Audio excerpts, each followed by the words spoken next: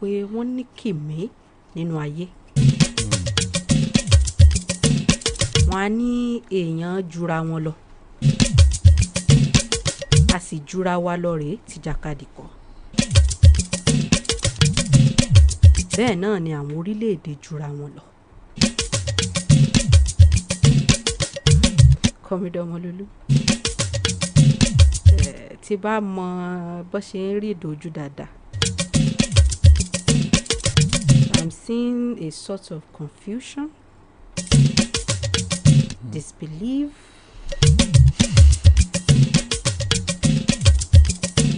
àti pé kéèyàn mọ wonder òun ni mò ń rí nínú ojú yìí.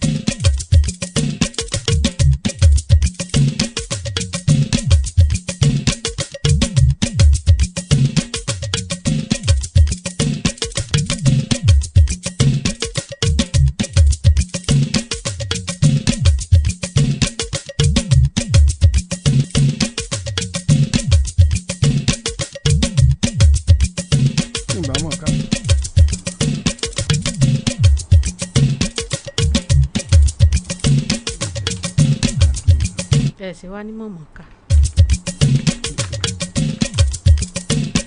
À ń sọ wípé àwọn orílẹ̀-èdè jura wọn lọ, béèyàn ti jura wọn lọ.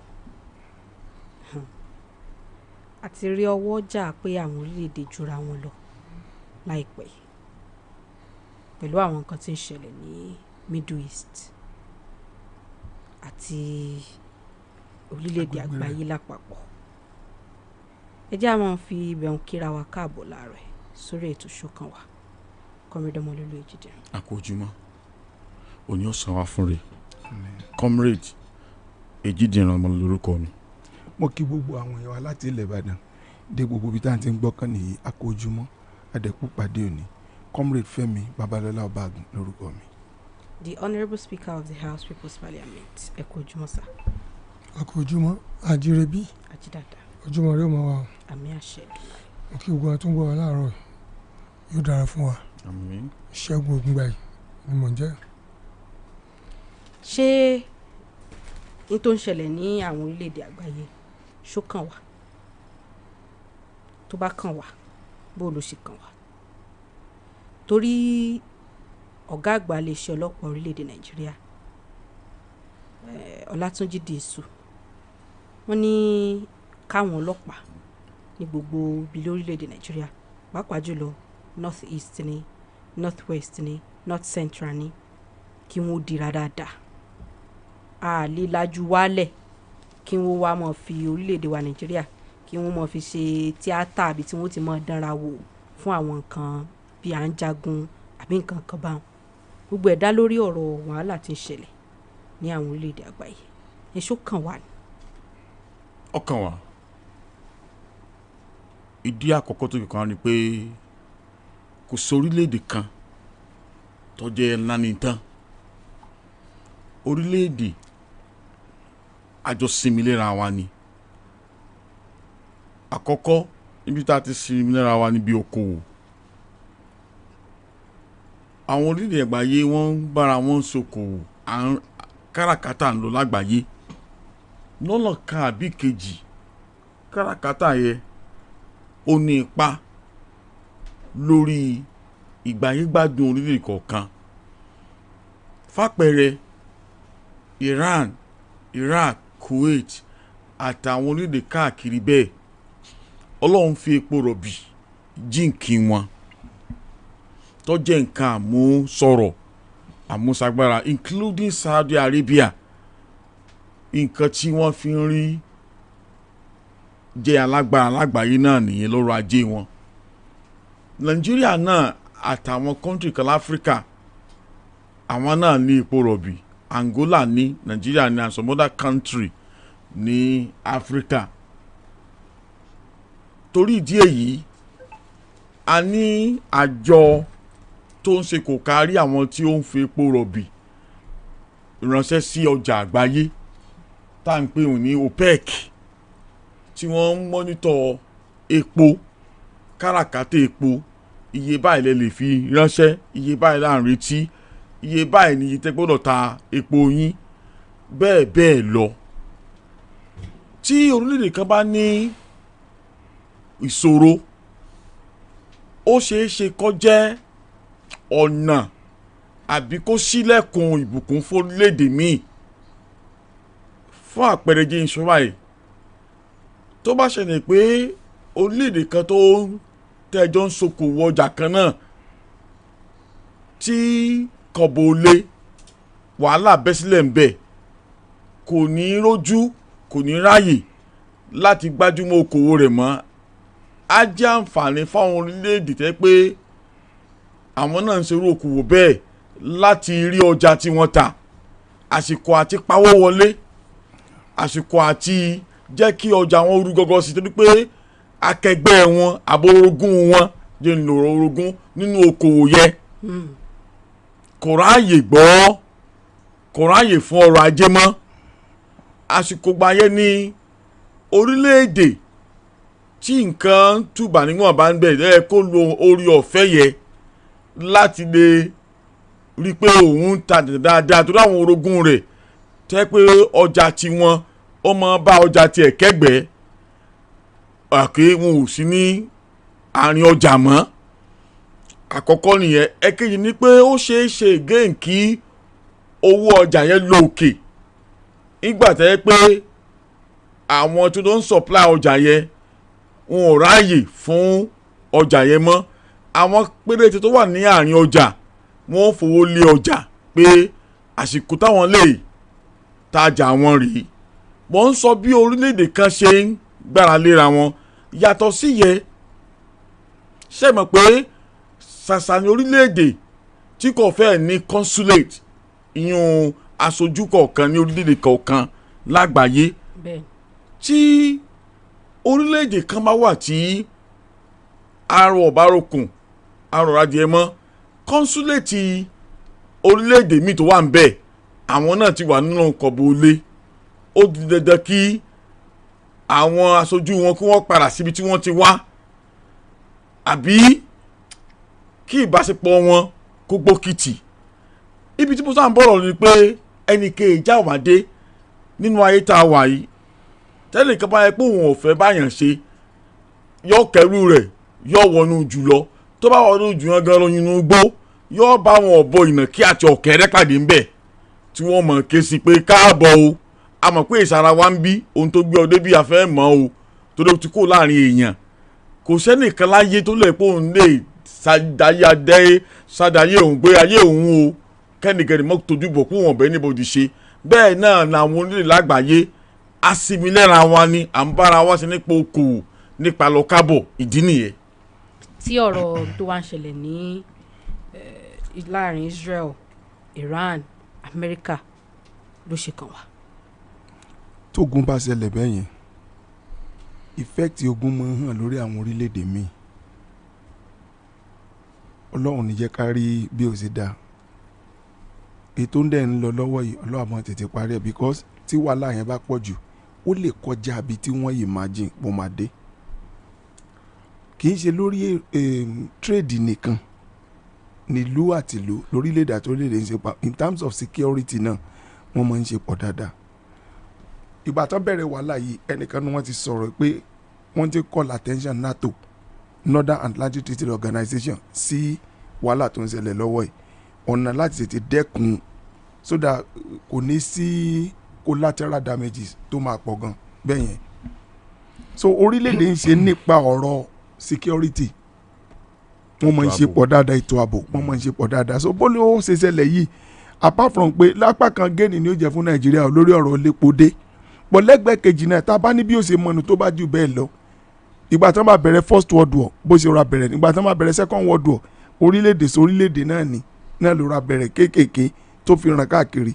So tó bá lọ rí bẹ́ẹ̀ yẹn náà we pray pé kí third world war ọmọ ṣẹlẹ̀ tó bá lọ rí bẹ́ẹ̀ yẹn náà that means you pé Nigeria náà máa wà involved even if you want to practice policy of isolationism a lè mọ́ rí practice irú nǹkan tí America ṣe ní first world war wọ́n bá dá sí wọ́n ti gbàtà tó tọ́ wọn so wọ́n mọ orílẹ̀-èdè mọ̀ ń ṣe pọ̀ lórí ọ̀rọ̀ ètò ààbò lórí ọ̀rọ̀ ètò ajé then lórí ọ̀rọ̀ pé kátàkárà nǹkan kan bẹ́ẹ̀ wọ́n mọ̀ ń jọ ń ṣe pọ̀ effect tẹ́lẹ̀ máa ní lọ́dọ̀ wá sí ni pé sọ̀rọ̀ pé ní Nàìjíríà a mọ̀ ju ọ̀rọ̀ ẹ̀sìn lọ irọ́ dẹ̀ là ń pa à ń fi kíní ẹ̀ pawó sápò wà ní àwọn tán lárò jinlẹ̀ wọ́n ti mọ̀ túmọ̀ rẹ̀ sí nǹkan míì èyí tó ṣe pé àwọn tán ń jà gan ìyẹn gan kọ́ ni bẹ́sì tán fi ń jà àwọn ọmọ rísì tán fi ń bára wọn jà so lọ́dọ̀ wa bí àgbòódì là máa gbọ́ nǹkan ó ti di pé ọmọ ogun ẹ̀sìn lọ ogun ẹ̀sìn kan ní lọ ọmọ nǹkan tán ń jà sí bọ́ Nàìjíríà ibi tí ó pè wà làwa máa ń sọ̀rọ̀ lé lórí torí àwọn kò tún mọ feed fat lórí nǹkan bá mo ti rí kọ́mẹ̀ntì àwọn èèyàn látòkè láti apá òkè ọya lọ́hùn ní north lórí ọ̀rọ̀ yìí tó ṣe pé kò tiẹ̀ ní ṣe pẹ̀lú nǹkan tó ń ṣẹlẹ̀ lọ́wọ́ tí wọn bá dẹ̀ ti jẹ́ kí irú àwọn èèyàn bẹ́ẹ̀ wọ́n lè fẹ́ fi ọ̀rọ̀ yẹn bí speech yẹn wọ́n fi foment trouble you understand so tá a bá wo the side effect yìí pé positively ó lè help wa nípa ọ̀rọ̀ epo nípa ọ̀rọ̀ káràkátà torí jẹ́ bárẹ̀ ti Gulf War àkọ́kọ́ 1991 ẹ wo iye tá a pa London Babangida like I said a lot of countries àwọn tó ń jà lọ́wọ́ sí bọ́ọ̀wù kan ṣe lépo tó ọ̀rọ̀ epo kọ́ ló bá wọn lè rí nǹkan kan ṣe mọ́ sí wọ́n mójútó nǹkan tí ń ṣe wọ́n ẹnìkan fi kíní kan ra ṣàwàdà nínú pépà lánàá àti láàárọ̀ yìí wípé bí Iraq ṣe ń jagun àbí wọ́n ṣe ń jagun tó ní Iran lọ́wọ́ báyìí wọ́n níná ogun lọ lọ́wọ́ iná wọn ò sì ṣẹ́jú àdẹ̀jagun bí a sì níná so ẹnìyẹn kàn fi ṣàwàdà bọ̀ wá rò tọ́ nínú nǹkan tó sọ so kán mọ́ gba nǹkan yẹn nígbà sódì lápá bíi ọ̀nà bí gbogbo wa ṣe work together tí ọ̀rọ̀ ogun yẹn tí ó fi tètè lọ tí ò ní sí wàhálà ló yẹ ká sáré Nàìjíríà so ó máa kàn wá tí wọn bá tètè panẹ̀ àìmọye nǹkan lóyún kìíní ẹ̀ lè fi kàn wá àgbàsódì wà nú ẹ̀ number 2 ni pé tó bá lọ bẹ̀rẹ̀ pé tó ra bẹ̀rẹ̀ wẹ́rẹ́wẹ́rẹ́ bá lọ ń lead sí bíi war tó tún kọjá bẹ̀yẹn ń di ogun àgbáyé lọ nìyẹn so ọba Ọlọ́run já ríru ẹ̀ o. nǹkan tí ó ń lọ lọ́wọ́ òun náà pè ní war of might the war of might. àwọn alágbára. ìjà àwọn alágbára. ìjà àwọn alágbára nítorí pé ìlú tó bá ti lágbára wọ́n ń fẹ́ máa jẹ gàba lórí àwọn tí ò lágbára tàbí kẹ́lòmíì mọ́ dìde mọ́. now Venezuela president Trump lọ gbé Venezuela president a sovereign nation ó lọ gbé Maduro ó ta pátá nísìn wọ́n ti pa Ayatollah Khomeini the supreme leader of Iran àti so many leading personalities ní Iran náà ti pa báyìí. now ẹ wá béèrè pé ṣé ó legal ṣé ogun yẹn legal àbí ò legal. It was based on wípé wọn fẹ́ kí wọ́n ní nuclear weapon. Trump ṣàlàyé pé wọ́n ti pa American 210 nígbà kan wọ́n pa 40 nígbà kan tí wọ́n bá fi Iran sílẹ̀ kò save. ẹ má gbàgbé pé when W.H. Bush wà ó pe Iran North Korea àti Russia ní axis of evil ló pè wọ́n nígbà yẹn wípé àwọn ìlú mẹ́ta tán jẹ́ èṣù ìlú àwọn ìlú apanirun ló pe àwọn mẹ́tẹ̀ẹ̀ta nígbà náà kílé tó fi pọ̀ wọ́n ní ìlú apanirun pé gbogbo wọn náà strive láti ní nuclear weapon Russia ní North Korea ti ní wọ́n wọ́n fẹ́ kí Iran ní wọ́n bìlì pé Iran fundamentalist wà ní Iran wípé Iran máa ń support àwọn Islamic fundamentalists especially àwọn Ayatollah àwọn Hamas àwọn Hezbollah gbogbo wọn bẹ́ẹ̀ yẹn òní ISIS gbogbo wọn ní Iran ni wọ́n ń support tí wọ́n dẹ̀ fún ní nǹkan ìdá ogun wípé so the best thing ni pé ká má jẹ́ tí àwọn èèyàn bẹ́ẹ̀ yẹn bá lọ ní nuclear weapon wípé yóò burú bọ́ kò sí nǹkan tó ní ká má ní nuclear weapon náà ẹ̀fẹ̀ kẹ́lòmí ò ní Pakistan ní India ti ní wọn fẹ́ kí Pakistan náà ní kó tó di pé wọ́n ní India náà ní gbogbo all the European countries nearly all of them had it the G7 gbogbo ló ní weapon so ẹ̀rù báwọn pé wọ́n lè ṣìlò bí ò ti yẹ kán ṣìlò then Trump ó gba àṣẹ lọ́wọ́ Congress ó declare war so ní America gangan there was a lot of illegality tó ń lọ even if you want to bá tiẹ̀ fẹ́ jagun tó ṣe you take authority and from the right structure an institution tó yẹ kó fún ẹ ní authority so kò ṣe bẹ́ẹ̀ but now ẹ just look at the effects tẹ́ bẹ̀rẹ̀ pé ṣó lè ní kò sí kó má ní effects bad effects negative effects for example middle east tó tòrò mọ́ báyìí nísìn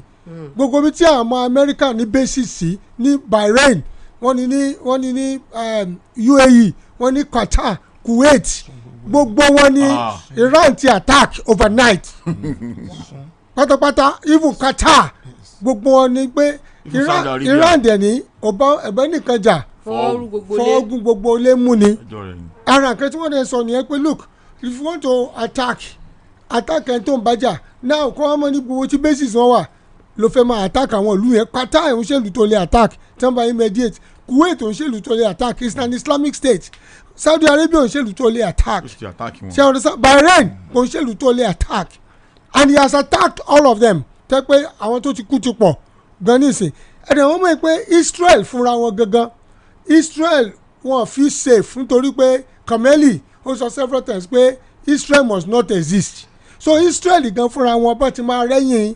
Ayatollah ó làwọn náà wá and which they have done now àwọn effect wọn ní pé number one ó ní pé ẹ̀wọ̀n kan tó ti disrupt the world market right kò sí flight kankan ní gbogbo Middle East mọ́ so people are stranded that's number one number two ẹ má gbàgbé pé Venezuela has one of the largest deposit of petrol for crude Iran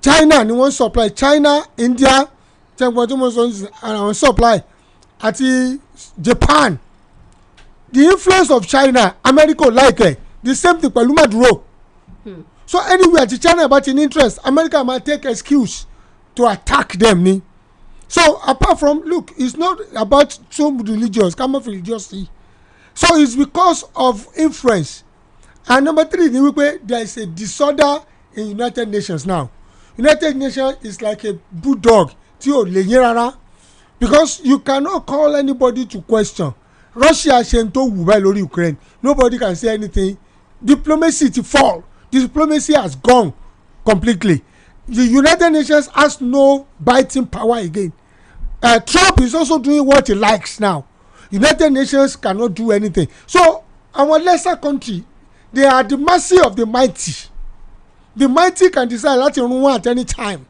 and that is what is playing out in the world today the mighty will strike and nothing will might strike in Greenland why because China has interest in Greenland and that is why Trump is also talking about Greenland and he could strike at any time from now so apart from wípé Ayatollah Khomeini and Iran won't support fundamentalists which is not good at all but it is not an excuse to really now declare such a magnitude of war another thing Nigeria ti ní ṣí àtiwọn náà ẹ̀mẹ́jọ tara wa in the northern states now pé lítútì nígbà tí Norway tí wọ́n ya àwòrán prophet nígbà kan tán gbé láwàní kankan ẹ̀mẹ́gbọ́dọ̀ wà lẹ́ni ní Katsina Kaduna gbogbo wọn tán dógúnlẹ̀ because àwọn fundamentalists wà Nigeria náà they link everything religion and this spirit of esprit de corps ó wà bẹ́ẹ̀ pé àjọ ń ṣe àwọn èèyàn wa ni which is it is highly I mean I don't understand it and it is and American religion is the opium of the people ẹ̀sìn tẹ̀ wọ̀ yìí táwọn ìbá ti gba ẹ̀sìn sórí kò sí any other thing mọ́ so and that is why tó fi jẹ́ pé Nigeria náà ti ní ṣí àtiwọ́n sìn that's why security agencies ti jáde láti protect the worship centers come on attack worship centers little thing they will start attacking another influence only wípé Nigeria ò lówó lọ́wọ́ gan báyìí because crude will rise but ìyà ó jàwé èèyàn the more the crude rises the more lówó epo pump price will also go up Nigeria will have money ṣẹ́ngbọ́ our foreign reserve will be good the GDP will look good ṣùgbọ́n yà ó jàwé èèyàn because bàtí wò lọ epo fẹ́ 1.2 padà because if nothing is done in this war torí owó epo á ga sókè tó epo bá ti ń ga èmi ò mọ arithmetic yẹn tẹ́kọ̀ bá ti ń ga tá à ń pa owó wọlé lóye káwọn máa jẹ́ káwọn èèyàn wá gbádùn sí ṣùgbọ́n táìmù làwọn èèyàn wá náà sọ́fà sí wọ́n nítorí pé epo àgbáyé làwọn fi ń determine iye tí pump price máa jẹ́ so for now the pump price will also rise whether we like it or not from now onward ṣé 35 lára 25 lára báyìí only God knows what is going to happen so it's going to have a very serious effect on diplomacy it will have it on economy, and it will also have it on our social life, because a lot of infighting will start. You can't rule it out. A lot of infighting will start. A lot of people will support this one while others will support this. America ti ní àwọn allies ẹ̀ nísìn, because wọ́n tó sẹ́pọ̀ fẹ́ yọ government kan wọ́n ní káwọn aráàlú ẹ̀ take over. Àwọn aráàlú kan ti wà divided. Don't forget that the Islamic Guard wọn lè ever support Kuniláíláí, wọ́n ti yẹn lómi nísìn tó ti ń deputize already now. So and he's following the route nǹkan tí Ayatollah kọ́mẹ́lì tó ṣe olóńgbò follow. Ó dẹ̀ sọ pé America has crossed a dangerous red line. So America too needs to be wary now. For example, there was a shooting in America lánàá tí wọ́n lọ pa àwọn èèyàn mẹ́ta kan tó mass shooting kan ṣẹlẹ̀. Ìgbà tó ọmọ Senegal ní ìgbà tó máa wọnú mọ́tò wọ́n bá flag Iran níbẹ̀. So which means it is now having a very bad effect, and we should expect more of it. I'm not being pessimistic. I'm sọ nǹkan tí ó lè ṣẹlẹ̀ at any point in time. Only because àwọn fundamentalists pọ̀, suicide bombing ó pọ̀. Mo teaching dem fáwọn èèyàn ni tó bá ti kú ó ti lọ sọ́run, you have become a martyr, and that is why dem sọ pé Ayatollah náà pa yẹn o, America will pay heavily for it, and not America alone will pay heavily for it. So Americans alone kan ló ń gbé America. Other citizens also live in America. Nigeria náà ti ní ṣe àtiwọn, but Nigeria should be careful. Our government should put their feet down. But upon all, let me say one thing I like. I like a president that will stand up. I will do this and he will do it. Trump says he wanted to avenge all the deaths of Americans that Ayatollah and Iran has killed. He stood up. I don't support him. I don't support him. But you see, if presidents, our leaders can be so focused. Our daddy wa come and determine, that mentality of look, this is what I want to do, not the way Trump did his own. Talk about illegality ló fi ṣe tiẹ̀ tí ó gbàṣẹ lọ́wọ́ Congress. But leaders should be very purposeful, and that is my submission this morning. Okay.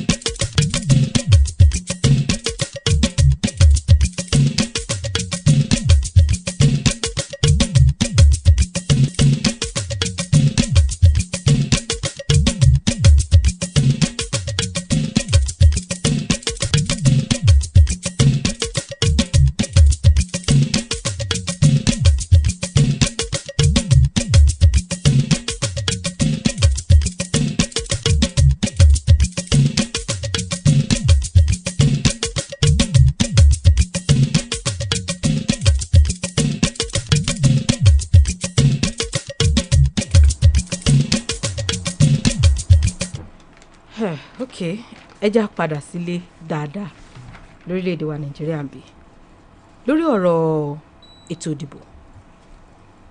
Àjọ INEC sọ̀rọ̀ lórí àwọn ẹ̀kọ́ tí wọ́n rí kọ́ látara ètò ìdìbò tó wáyé ní olú-ìlú ilẹ̀ yìí FCT. Alága fún àjọ INEC ó ti ṣe àlàyé ọ̀rọ̀ wípé ìdí rèé o tí orílẹ̀‐èdè Nàìjíríà tá a fi lè mọ́ rí 100% lórí ọ̀rọ̀ real-time election transmission of results ṣáájú ètò ìdìbò àpapọ̀ ọdún 2027. Ó ṣàlàyé ọ̀rọ̀ lórí logistic network limitation láwọn apá ibìkan lórílẹ̀‐èdè ètò sọnù. Ó sọ yẹn bẹ́ẹ̀ ni wọ́n tún wá ní àjọ ọ̀hún ṣiṣẹ́ lórí pé bóun ni wọ́n ṣe lè ṣe mock presidential election kákọ́ fi wò náà kákọ́ fi mọ bó ṣe fẹ́ rí wò. Kò jẹ́ ibi tí ọ̀rọ̀ dé.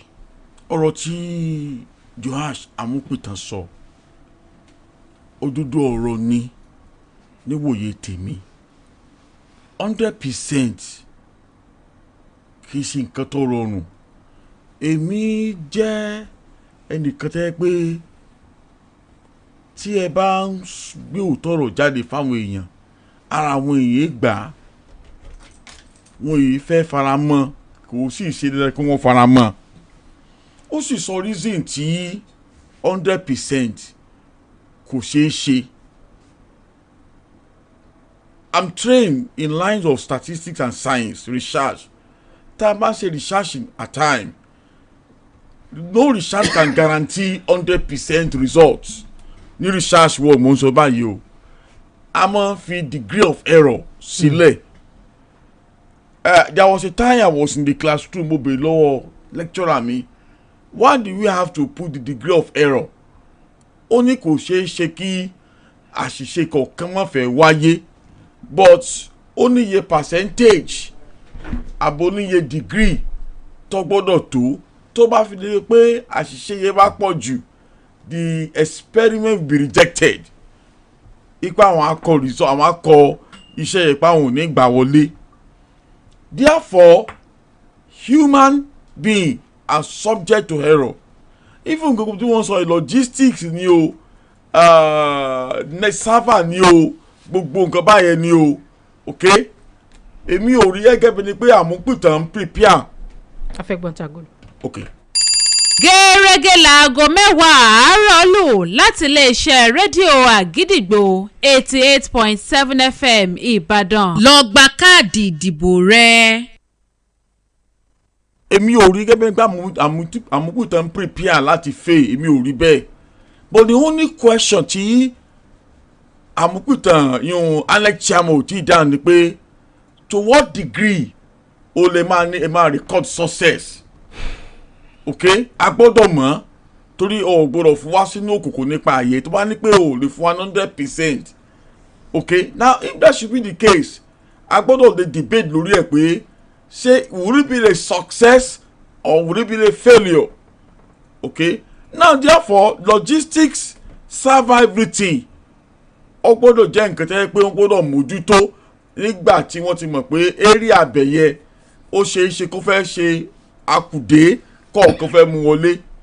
Now àwọn critics tó ń sọ̀rọ̀ tí wọ́n react sí ó di dandan kí wọ́n they are expected to express a dissenting view lórí ẹ̀ torí pé wọ́n á máa sọ àmúpìtàn lọ́wọ́ lẹ́sẹ̀ ni wípé irinṣẹ́ ìjọba tó wà lóde ni ojú tí wọ́n á fi máa wò nìyẹn ó sì yẹ kí wọ́n bẹ̀ kọ́ ẹgbẹ́ tó wà níjọba náà ti wo àwọn tó wà níjọba ṣáájú tí àwọn náà ti wò wọ́n bẹ́ẹ̀ rí that's the role of opposition láti critiques but your critiques should be evidence based kò yẹ kó jẹ́ pẹ̀lú ẹ̀tanú àbí pẹ̀lú kéèta tẹ́ ẹ bá ń critiques tẹ́ ẹ bá pẹ́ ń wo kùdìẹ̀kùdìẹ̀ pé ẹni tó ń gbé síbẹ̀ yìí is he not a puppet of this now come out with fact and evidence ọ̀kan lè máa ju òkúta lù wọ́n tó bá ní fact and evidence since if you don't have fact and evidence I would rather advise you to maintain silence tí ẹ wá critics mú fact jáde mú evidence jáde fi hàn wọ́n pé with my critics omi kan ní pé máa ń ṣe kéèta o ẹ̀rí tí mo rí rè tí mo fi ń critics yìí. nígbà tí àmúpìtàn sọ̀rọ̀ ó ṣe lálàyé pé electronic transmission of results ó wà achievable ó wà guaranteed ó ṣeé ṣe ó ní ṣùgbọ́n real time transmission nationwide ní gbogbo àgbáyé ni ó ti mọ́ nira ni ó sì ti lè nira lórílẹ̀‐èdè nàìjíríà ń bí látàrí àwọn infrastructure challenges pàápàá jùlọ láwọn agbègbè ẹsẹ̀ kúkú. nígbà tí mo kọ́ gbọ́ story láàárọ̀ mi attendance sọ̀rọ̀ admittance of failure ló pè that's why tí n ṣe ń wá story yẹn èmi gangan ò tí ì kà bọ́ ẹni yẹn kan pè mí pé ṣé mo gbọ́ nǹkan tó wà nínú mo wá ní mi ó wá ṣàlàyé fún mi wá no ọtí lè sọ bẹ́ẹ̀ nítorí ẹ̀ka sáré ní free and fair election imperfection wà nínú human nature kò sí rúbò tá a lè dì láyé you cannot see 100% success but the most important thing ni pé number one election bá ti free tó fair void of harassment and intimidation ìyẹn dá.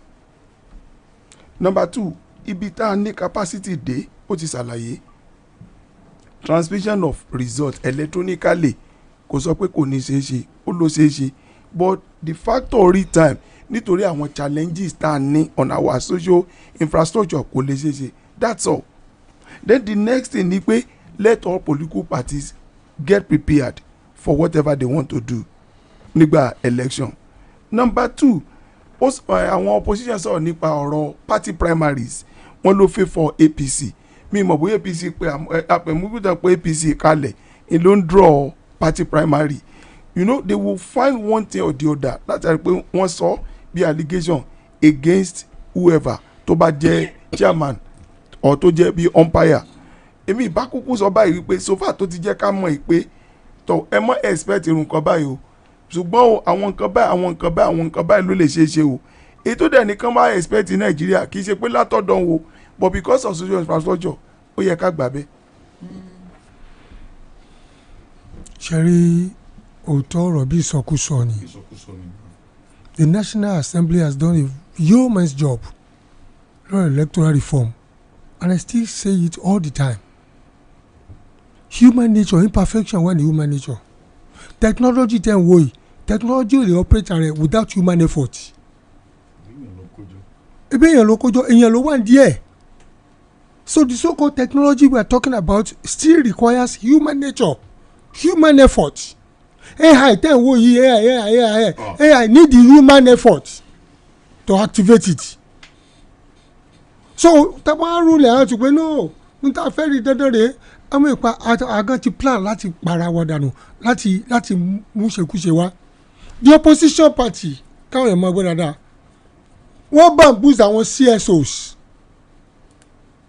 láti mọ̀ wo any other part because àwọn CSOs tí wọ́n sọ̀rọ̀ nípa electronic transmission of result gbogbo ẹ̀bẹ̀ yẹn tí wọ́n sọ nípa ẹ̀ wọ́n wo other clauses ní ìsìn náà ṣẹ̀ṣẹ̀ wá wò other clauses tó wà nù electoral reform yẹn wọ́n sọ̀rọ̀ ń báyìí nípa registration APC ti ṣe registration tí wọ́n láti last year nísìn nínú kínní electoral reform tó wà ń ta 21 days náà ní to do e-registration of their members wọ́n rí pé wọ́n bẹ̀rẹ̀ sí pariwo nísìn pé kò ṣeé ṣe the so-called director or indirect primaries náà ṣe wọ́n sọ̀rọ̀ pé wọ́n ṣẹ̀ṣẹ̀ bẹ̀rẹ̀ sọ̀rọ̀ pé ọ̀rọ̀ electoral transmission náà gbé kárí they did not look into the details of the electoral reform kan sọ̀rọ̀ and like I used to say they cry wolf where there is none.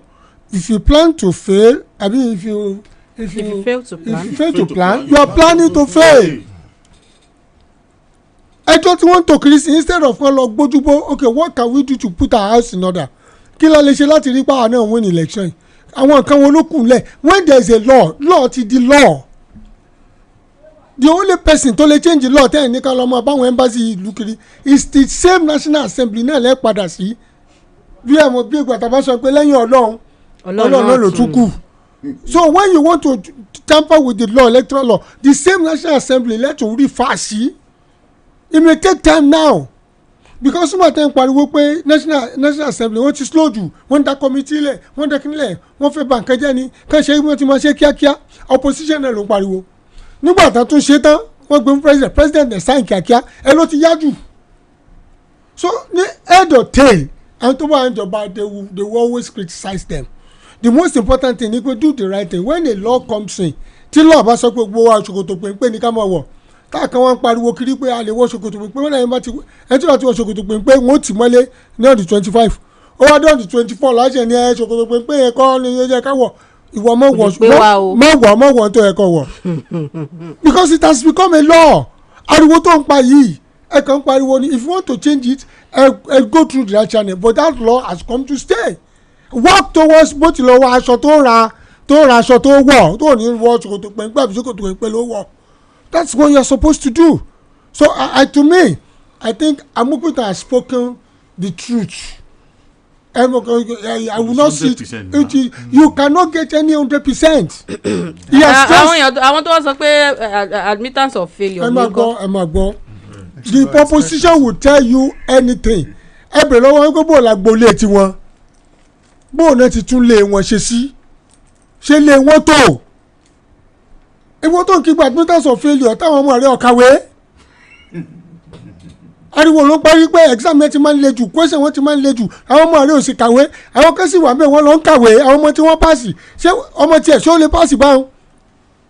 So let them go and do the needful. The law is law. Then bàbá ní direct primary and consensus ní kẹ́ṣe wọn mú yín lọ́wọ́ lẹ̀ láti máa ṣe go and do it ẹ wá ní torí pé wọ́n fẹ́ wọn ṣé wọ́n bá yín tó pàtì yín ni wọ́n lè tó party yín fún yín now but most of these political parties are in disarray ni gbogbo wọn wà.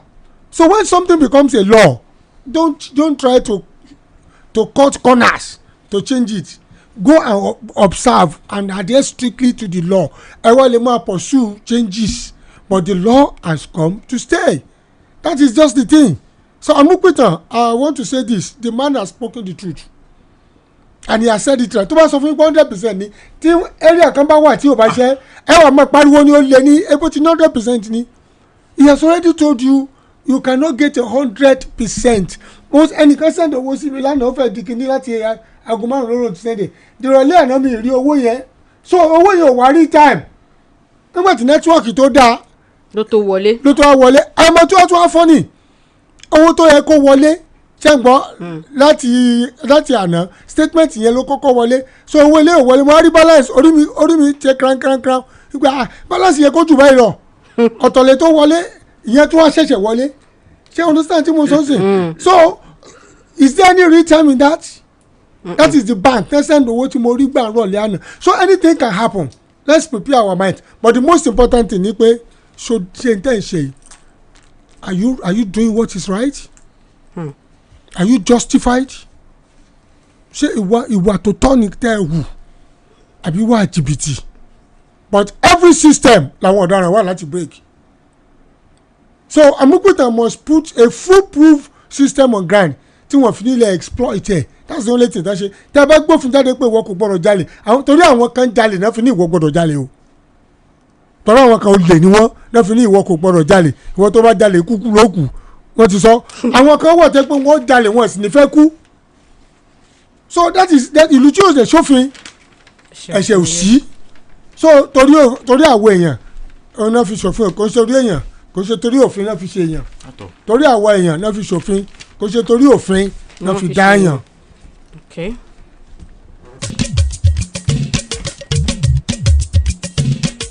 Moving forward lórí ọ̀rọ̀ El-Rufai ICPC ọ̀dọ̀ wọn ló wà ICPC wá ṣe àlàyé ọ̀rọ̀ wípé ṣe rí gbogbo bí wọ́n ti ń gbé ìròyìn kí lórí ọ̀rọ̀ El-Rufai tí wọ́n ní àwọn ṣe tí ò tọ́ àwọn ò tẹ̀lé òfin wọ́n ní irọ́ ni o wọ́n ní àwọn gba àṣẹ lọ́wọ́ ilé ẹjọ́ májísírèètì ní Buhari ní olú-ìlú ilẹ̀ yìí láti lè mú El-Rufai sí àhámọ́ àti àkàtà àwọn fọ́jọ́ 14 àwọn sì ní few days to go ọjọ́ Thursday ni ó expire àwọn ò lè gbé sọ́dọ̀ àwọn láì ṣe pé àwọn tẹ̀lé òfin wọ́n wá ní wọ́n ti lọ lé El-Rufai wọ́n bá àwọn nǹkan kan bẹ̀ wire taping equipment Jesus Christ wọ́n bá ń bẹ̀ wọ́n ní wọ́n rí àwọn dọ́kúmẹ́ǹtì kan tó wà sensitive sí ọ̀rọ̀ security wọ́n bá yẹn náà bẹ̀ wọ́n tún wá ṣe lálàyé pé kì í ṣe pé àwọn kọ̀ lọ ní ìdálọ tàwọn o tàbí pé àwọn làwọn jẹ́ iṣẹ́ yìí tàbí pé bóyá kò séèyàn kankan bẹ́ẹ̀ o wọ́n fìdí ẹ̀ múlẹ̀ wípé lójú ìyàwó rẹ̀ Hadiza àti ọmọkùnrin rẹ̀ Muhammed ni àwọn fi rí àwọn suspected items yẹn retrieved wọ́n wà ń bẹ̀ nígbà tí àwọn retrieve àwọn suspected items yẹn nílé rẹ̀ tó ń bẹ l'Abuja làwọn ti kó àwọn nǹkan yẹn jáde wọ́n wá ń béèrè lọ́wọ́ El-Rufai pé kó sọ̀rọ̀ ó lóun ò lọ́rọ̀ sọ òun lo right òun to remain silent ó dìgbà táwọn bá délé ẹjọ́. wọ́n ti sọ̀rọ̀ gan bẹ́ẹ̀. àkọ́kọ́ ni wípé ọ̀rọ̀ dojú ẹ̀ o.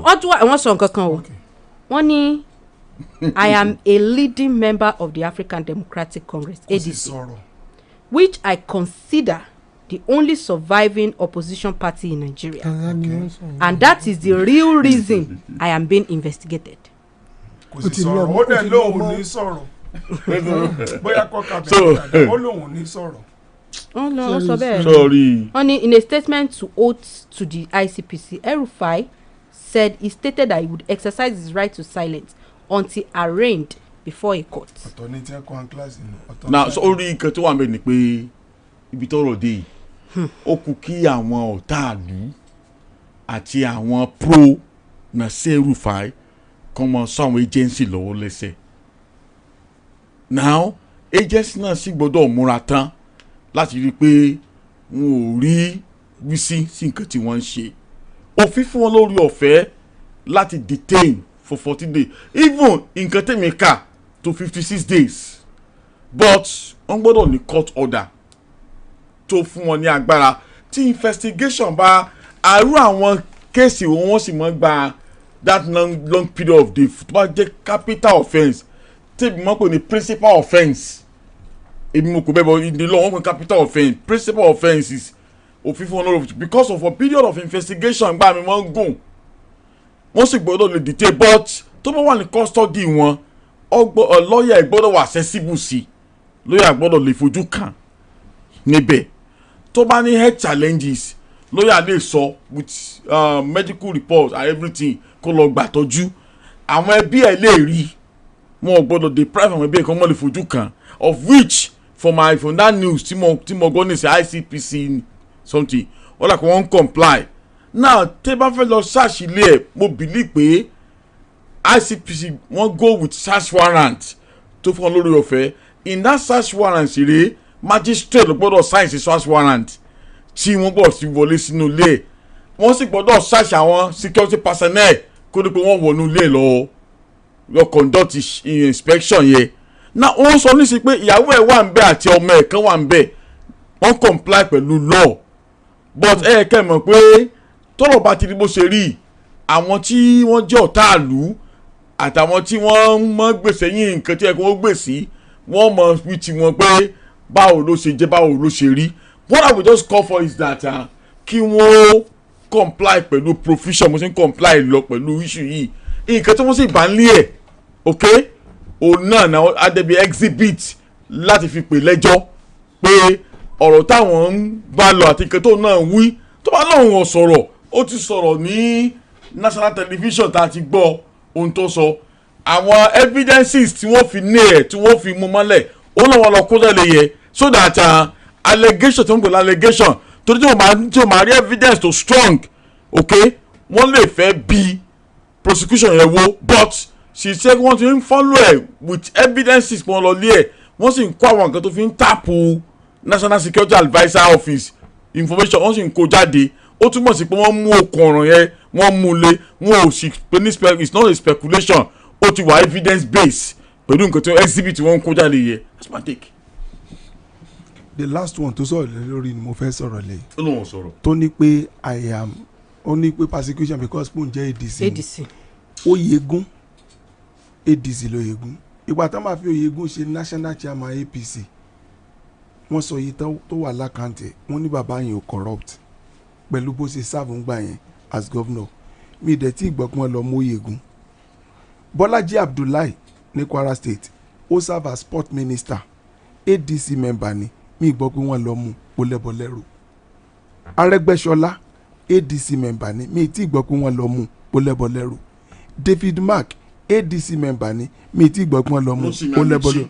Rotimi Amechi ADC member ni mi tí gbọ́ pé wọ́n lọ mú. You see ẹ jẹ́ let's be factual. The point is ó jalè wọ́n bá àwọn nǹkan kan lé ẹ̀ ní o ó ṣe àwọn nǹkan tí ó dá ní o ìní wọ́n mú sí. ṣùgbọ́n láti wá sọ pé because pé òun jẹ́ ADC member ni wọ́n ṣe wá mú no there are others tó jẹ́ ADC member Malami ADC member ni ìgbà tí wọ́n bẹ́bọ lẹ́rù ẹ̀ wọ́n lọ gbé Pantami ADC member ni wọ́n ti bẹ́bọ lẹ́rù ẹ̀ wọ́n ti gbé ṣe ìsòtọ́ Ayatola Kumeni Nàìjíríà ẹrù fàìní. I don't understand. Tó sọ ní pé supreme leader ni ọwọ́ Amẹ́ríkà ó tẹ̀ kọ́ ló ń sọ yẹn.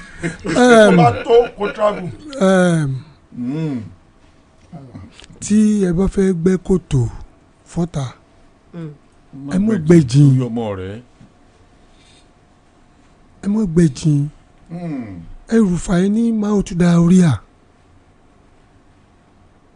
The anger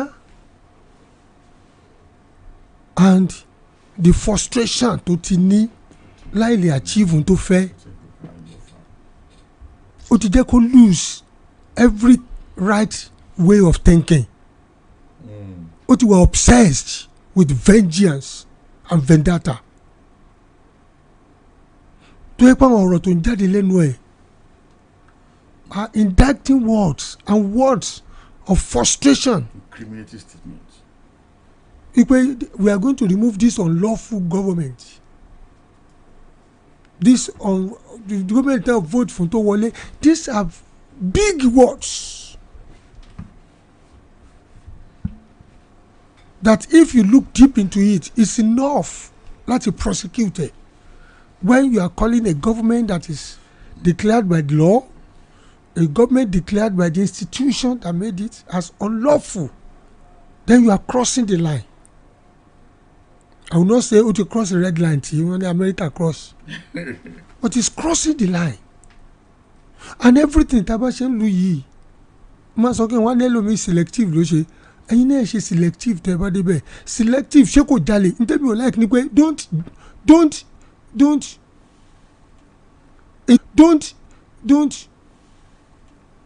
incriminate or pervert justice torí pé ẹ fẹ́ gbẹ̀san lára èèyàn. ẹ mọ̀ mú ẹni tí ò yẹ kẹ́ ẹ mú, ẹ mọ̀ pé ẹni tí ò dáràn lọ dáràn. No, ṣùgbọ́n ẹni tó bá dáràn tẹ́ ẹ bá mú un ìjọ kan náà wọ́n ṣá mú un. You went on the national television láti wọ́n sọ pé ẹ bọ́ọ̀gì telephone number the national security adviser of the country. ṣùgbọ́n honourable speaker wọ́n sọ ń jò ní wọ́n ní lára àgbà tí wọ́n ti mú wọn náà ni wọ́n ní mere statement ni. You don't give mere statement by somebody who has been a governor for 8 years, who was a minister for 8 years. Ministers, former ministers. So how do you expect him to give mere statements? Even to back cough, the cough has a meaning. It's not an ordinary person. The problem we have ni pé àwọn tó ti wá ń jọba wọn fẹ́ kúrò níjọba mọ́. They want to remain relevant. And everything wọ́n á dẹ̀ ṣe láti wà relevant. Herufai ibi tó ń lọ ní ìsìn, you will discover that so many things will be made open now. Because wọ́n pa Musa ọ̀gá àwọn army, wọ́n bọ́ọ̀gì láyẹ̀ náà fi rí wọn mú. Bí tó ti ní line bugging equipment nílé yóò sọ bí tó ti ní. So he has incriminated himself. He has already shot himself on the foot. Ó ti yìnbọn fún rẹ̀ lẹ́sẹ̀. You understand? Let him face the music. Àwọn míì ń bọ̀ ǹjọ́ míì. Tí ẹ máa ń gbọ́ ti yín náà ó dé. Tí ẹ ló dé yìí, tí ẹ ló báyìí. Báyìí ni tí ẹ lọ́jọ́ bá dé ẹ faramọ́ ni tí ẹ ló dé yìí kó dẹ̀ faramọ́. Ṣáàrí the issue of ADC ni mọ́ lọ́mọ ADC rárá. Torí pé ó jẹ́ minister ni. And you have become something else. You want to remain relevant for life. Security report today jáde gbaná ló tún mú yìí tí o fi jẹ́ minister. Security report ni gbogbo tó ṣe South Kaduna bó ti ń finance terrorism. All these things are in the open. Ọmọ kékèké mọ́. So let him face the music. Àwọn tó kù náà lọ́lọ́wọ́ bá wa mú. Àwọn tó bá sì wá ìjọba tán ní àwọn ní APC táwọn pa àwọn rí ààbò lónìí. Ọba kan ń bọ̀ tí ó jẹ́ tí ò ní mọ Joseph mọ̀ ààbò tí wọn náà ó bọ̀ lọ́wọ́ wọn. Ó dà pé Jonathan ló fa wàhálà yìí. lọ́nà wo.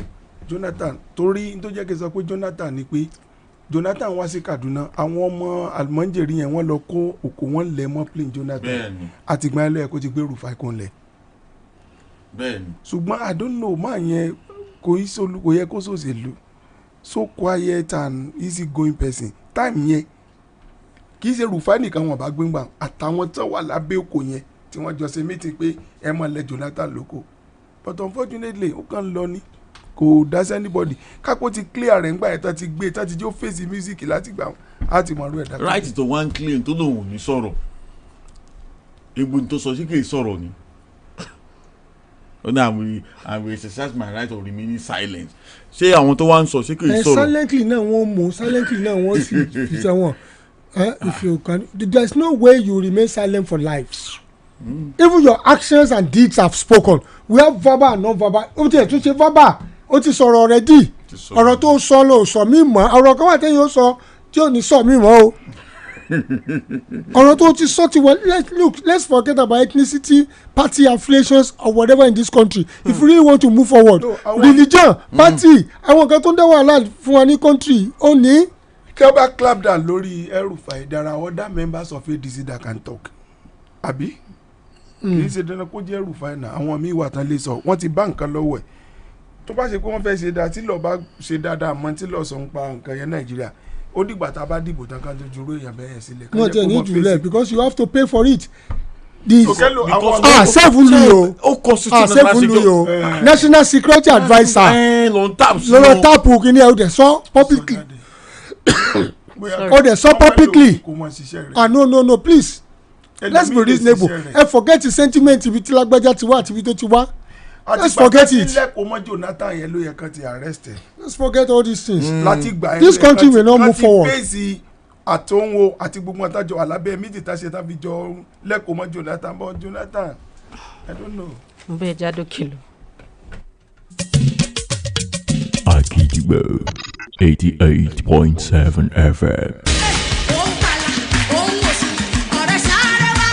Aha! Ó tún ti ń ṣẹlẹ̀ o. Ọlọ́run wòlíì àgbà GF David tí a mọ̀ sí GF Adétúbẹ̀rù tẹ́lẹ̀ rí ló ń pe gbogbo ẹ̀yin èèyàn nílùú Ìbàdàn, ìpínlẹ̀ Ọ̀yọ́ àti Nàìjíríà lápapọ̀ pé kẹ́ ẹ wá gba ọ̀nà àbáyọ kúrò lọ́wọ́ onírúurú àlákàlà, àìsàn ọjọ́ pípẹ́, ìrẹ̀wẹ̀sì ọkàn, ìkùnà àti ìjákulẹ̀, ègún ìdílé àti bẹ́ẹ̀ bẹ́ẹ̀ lọ. Kò tán síbẹ̀ o, bí ẹ ti ń gba ìtúsílẹ̀ bẹ́ẹ̀ náà ni wòlíì àgbà GF David tí a mọ̀ sí GF Adétúbẹ̀rù tẹ́lẹ̀ rí yóò máa fún ẹgbẹ̀rún kan ènìyàn tí ó bá kọ́kọ́ dé ní ìrẹsì àti àwọn ohun ìtura mìíràn ní gbogbo ọjọ́ ìsinmi bẹ̀rẹ̀ láti oṣù kejì ọdún tí a wà nínú rẹ̀ yìí. Ibi ìpàdé ni ìjọ ìgbàgbọ́ àti iṣẹ́ ìyanu ti àgbáyé Faith and Miracle International Church tí ó wà ní ojúlé kejì òpópónà Lebanon Club Alálùbọ́sà Ìyàgànkú nílùú Ìbàdàn bẹ̀rẹ̀ láti agogo 7 àárọ̀. Fún àlàyé sí 091-600-00146 ọ̀fẹ́ ní Jésù.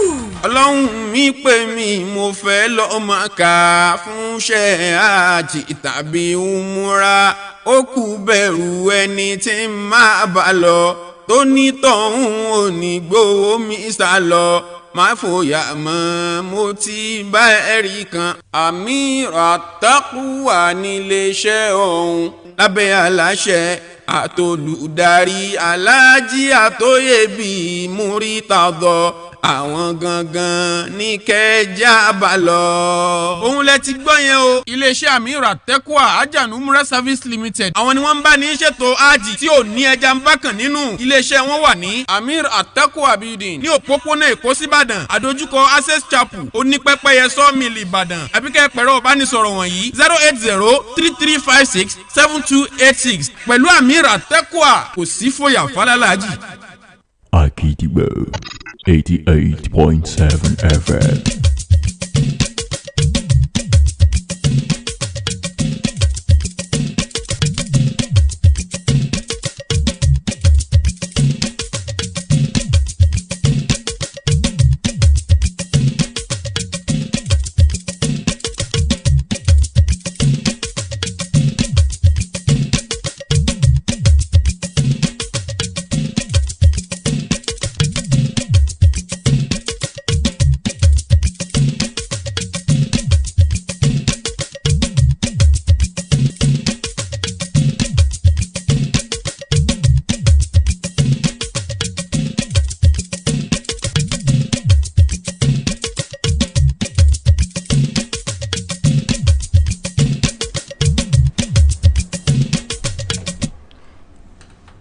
àjọ tó ń rí sí ìpolówó ọjà lórílẹ̀‐èdè Nàìjíríà ACON wọ́n ní níbàámu pẹ̀lú tí ìjọba àpapọ̀ orílẹ̀‐èdè tí wọ́n fẹ́ àtàwọn àtúnṣe kọ̀ọ̀kan tí àwọn orílẹ̀‐èdè àgbáyé tí wọ́n bá fẹ́ polówó ọjà kán máa lo Nigeria model kán dẹ̀ máa lo àwọn voice over artist tó jẹ́ torílẹ̀‐èdè Nàìjíríà indigenous tó bá ti jẹ́ pé local market wa lẹ́ ń gbé ọjà yẹn bọ̀ ẹ lo Nigerians láti fi polówó ọjà yín.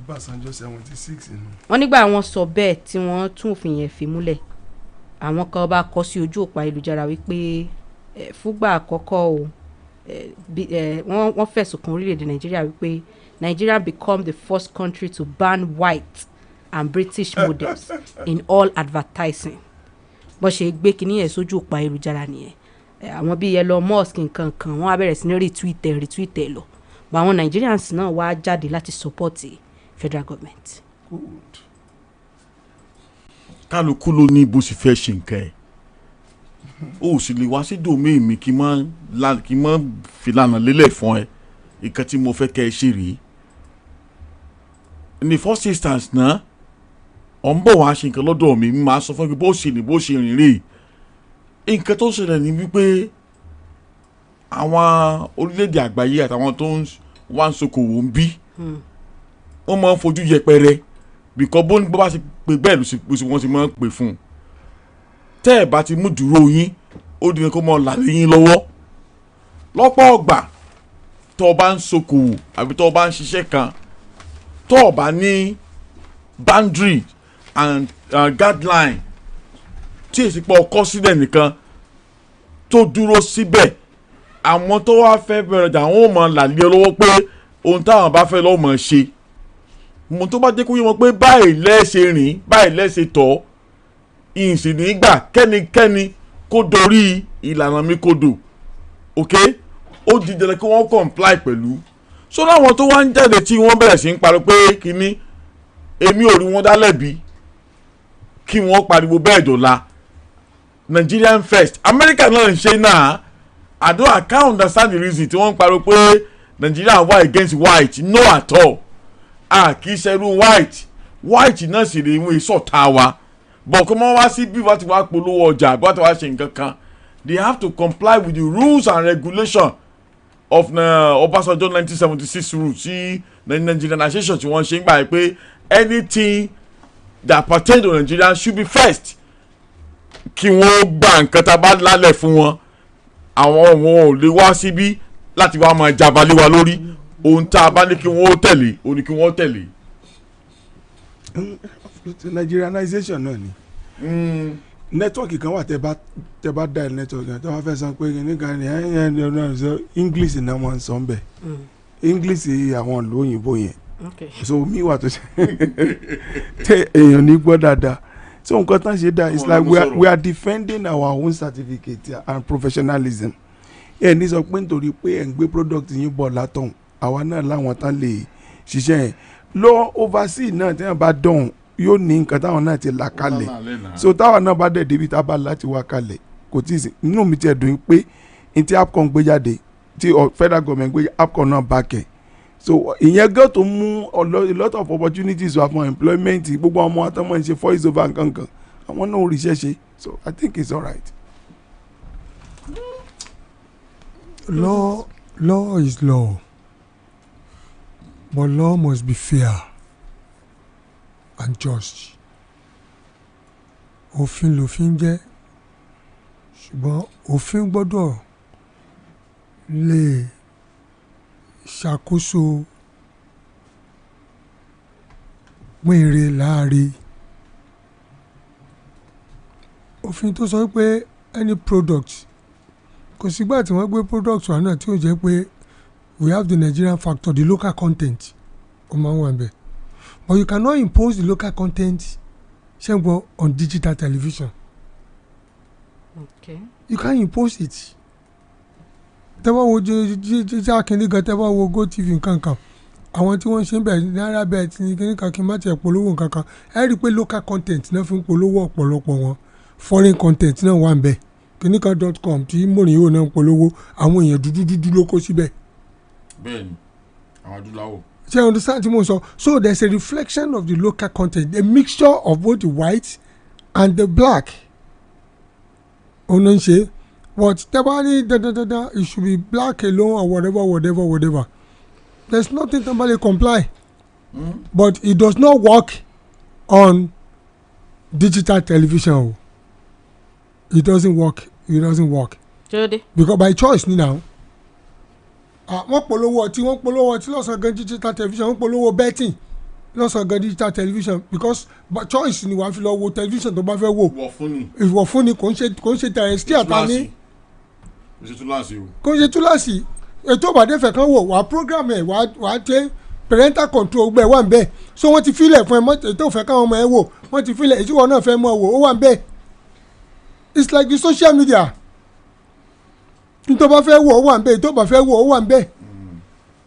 But it's also good pé anything that wants to go locally for their own advantage náà ni ọ̀pọ̀lọpọ̀ àwọn èèyàn tó yìnbó máa ń sọ̀rọ̀ gbà mí wọn ègbọ́n tó ń sọ wọn ní Fẹ́mi sọ Fẹ́mi ògbé èbò tí wọ́n sọ lórí nẹ́tíwọ́ọ̀kì onímọ̀ọ́rọ́mù sọ̀rọ̀ ni so you are not, which means you are not communicating. You are communicate bó ti wà yẹn, because if I cannot hear what you are saying, you are not communicating well. I can waste owó yín. ṣé to understand my point mean if you want to àwọn ọmọ wa gan ìmí ìgan tí tó yẹ kó sóyìnbó bíi tiwa bí òsòyìnbó bẹ́ẹ̀ mọ́ bí òyìnbó náà ti ń sóyìnbó, and that is the problem we have. Sometimes I don't know the difference between òyìnbó àti òyìnbó wa. àwọn ọmọ wa tí wọ́n sọ máa ní kí ni gbogbo ìdààmú ayé yìí àwa ní gbọ́ndọ́ ń sọ mọ́ àti ẹni tí wọ́n tún wá bu òyìnbó àmì kó òyìnbó sọ tiẹ̀ bó ti yẹ kó sọ ẹ̀yin wá tún sọ tiẹ̀ wá fi speak with affectation. Sorry, if you want to do this, you have to do this and then you have to turn off. kí ni àbúrò ọmọ náà mú gbé kí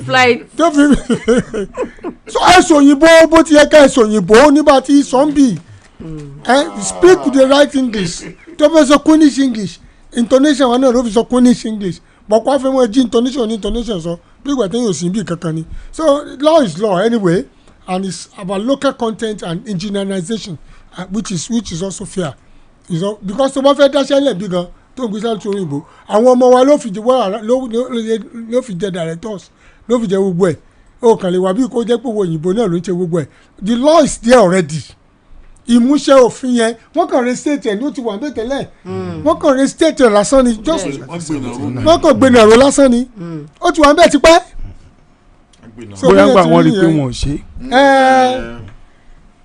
akọ náà dẹ̀ ní iṣẹ́ pákó náà dẹ̀ ní káwọn ọmọ wa bá ti ń ṣe bẹ́ẹ̀ náà ló ń jó tún mọ́ wọlé dáadáa ṣé mọ̀ wá bèèrè lọ́wọ́ wa.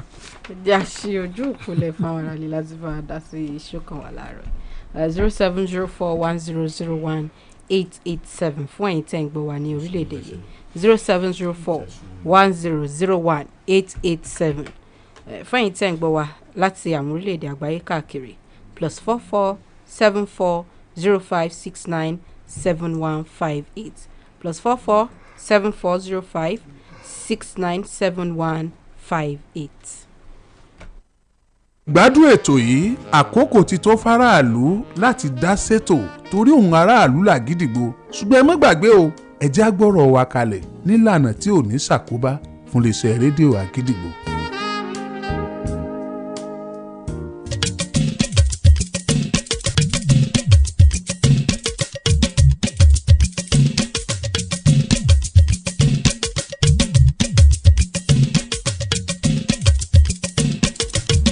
Hello. Ẹ káàárọ̀. Yes, sir.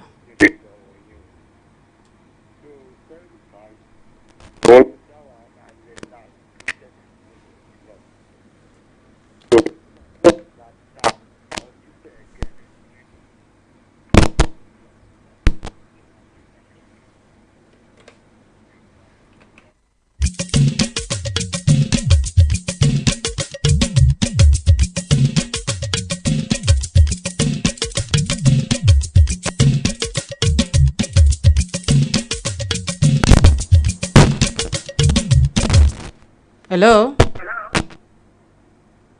Hello, ẹ ti wà ń bẹ̀ o.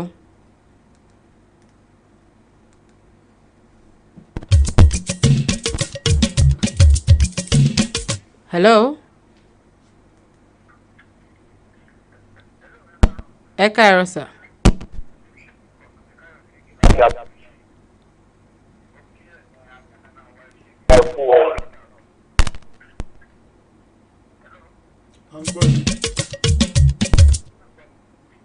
À ń gbọ́ yín.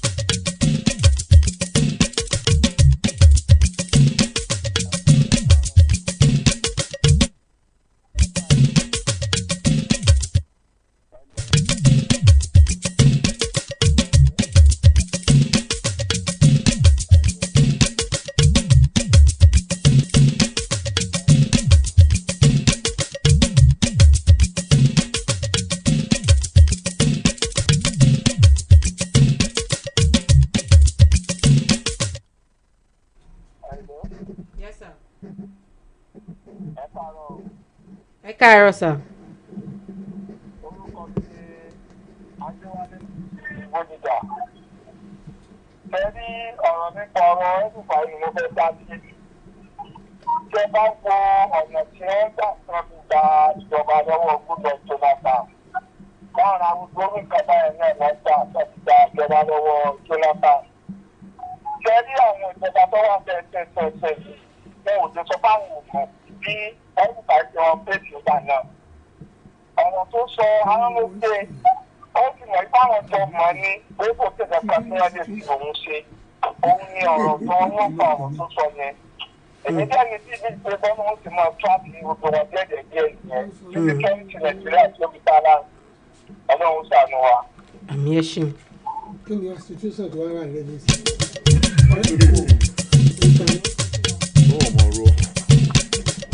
hello.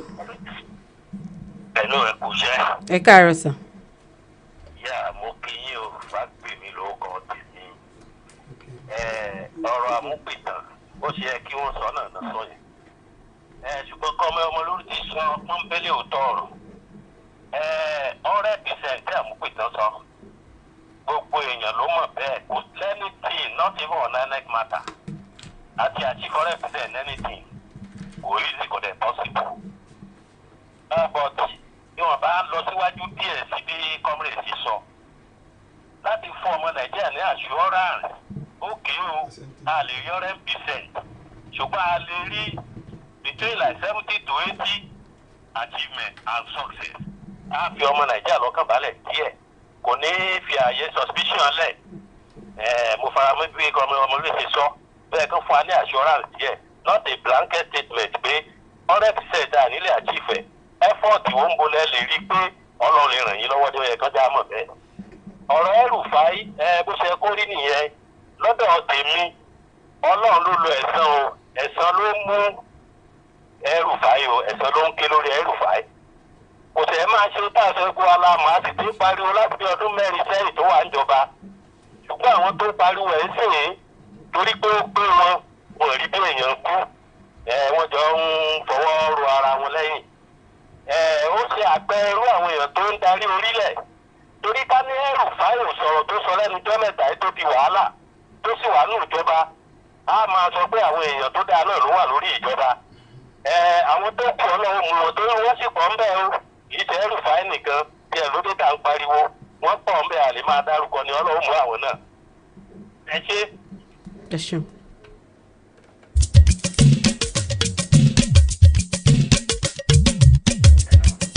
hello. hello. ẹ káàárọ̀. ẹ káàárọ̀ sà. mo kí àwọn àyànnà mẹ́wàá ẹ kúṣẹ́ gidigidi. ó ti wá sọ mí ní orúkọ ti tèmi láti ilé Ifẹ̀. nípa El-Rufai ṣe rí máa yẹn ó ti lè sọ̀rọ̀ jù. nígbà last general election àbí election kan ní ayé Buhari sábẹ́yà 2019 bẹ́ẹ̀ náà ni wọ́n sọ wípé àwọn foreign observers they will send them back to their country in body bags. máa ṣe máa sọ lórí station yìí so bọ́dà yìí ti lè sọ̀rọ̀ jù. náà nígbà yẹn tẹ́ bá wádìí wọn dáadáa gọ́fúnà pàtẹ́kì àkókòyàkówà tó crass àti adúrówóyè àsàsì tí wọ́n bá wádìí ẹ̀ dáadáa àwọn El-Rufai máa mọ̀ nípa rẹ̀ tí wọ́n fẹ́ ìgbà tí wọ́n lọ sí bí òkú kan ní rìfàsì nígbà yẹn bàbá yẹn ni gọ́fúnà Kaduna State nígbà yẹn ẹ ṣe.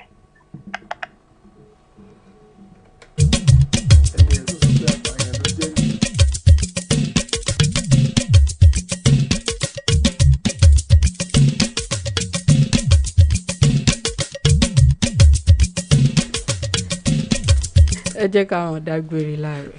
yàtọ̀ tọ́ mi comrade Ejidiran ọmọ lolú lórúkọ. ọmọ pé ìyàtọ̀ wà láàrin apààyàn àti ẹni tó lọ́wọ́ sí ìpànìyàn. ok kì í El-Rufai ṣe apààyàn ṣùgbọ́n ó lọ́wọ́ sí ìpànìyàn. wọ́n fẹ̀sùn kàn.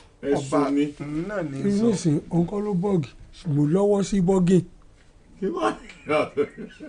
apànìyàn náà ni ọba àgùn ni orúkọ mi. ọba àgùn tí lórúkọ yìí. ńgbà tó a ti bá fẹ́ dalẹ̀ ní ti lọ́ba àgùn ni. ṣẹ́gun ògúngbà yìí. ẹ ṣeun tẹ́ darapọ̀ mọ́ aláàárẹ̀ Adéníkè ọmọbìnrin náà ṣọ̀nà ló kọ́ tèmi náà. ẹ mú gbàgbé pé gbogbo ètò ti tò ìwáàsí ìta gbangba fún ti oṣù àwẹ̀ Ramadan iléeṣẹ́ rédíò Àgídìgbò ẹlẹ́ẹ̀kẹfà rú ẹ̀ ó ti bẹ̀rẹ̀ báyìí ní pẹrẹwu gbogbo ẹ̀ ti ń lọ lóní mẹ́lọmẹ́lọ pẹ̀lú oníwàásí wa tí à ń retí Albarizi àti gbogbo eyín tí a fi tìfẹ́tìfẹ́ tá a fi pè síbi Ramadan lecture náà. Adéníkẹ́ ọmọbìnrin Ìṣọ̀lá ló kọ́ mi lẹ́ẹ̀kan sí ẹ ṣeun tẹ́ ń gbọ́ wa.